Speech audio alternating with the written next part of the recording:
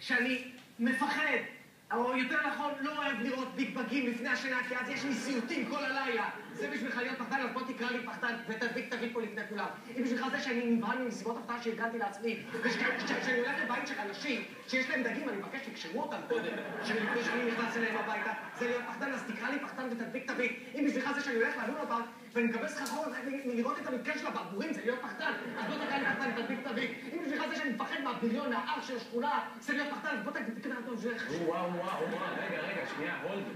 זה שאתה מפחד מהבריון, מהארץ של השכונה, זה בסדר, כל אחד מפחד ממנו. אם הארץ של השכונה שלנו זה יוסי ביילין?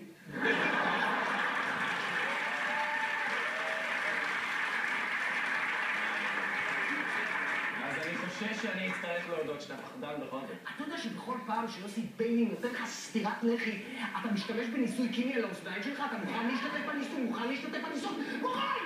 מוכן או לא? אני בצד! לא קשור.